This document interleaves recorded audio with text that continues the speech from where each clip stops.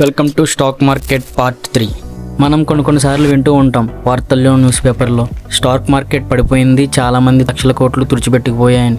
ఇలా ఎందుకు జరుగుతుందంటే ఇన్వెస్టర్లు తమ షేర్స్ని అమ్మేసుకున్నప్పుడు. అలా ఎప్పుడు అమ్ముకుంటారంటే ఏవైనా యుద్ధాలు జరిగినప్పుడు కానీ, లేదా ఏదైనా వైరస్ లాంటివి వచ్చినప్పుడు కానీ, అలాంటి టైంలో షేర్ మార్కెట్ అనేది కొలాప్స్ అవుతుంది.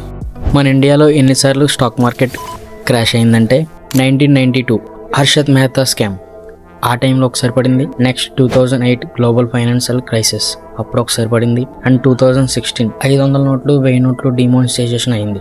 సో ఆ టైంలో మన స్టాక్ మార్కెట్ అనేది కొలాప్స్ అయింది.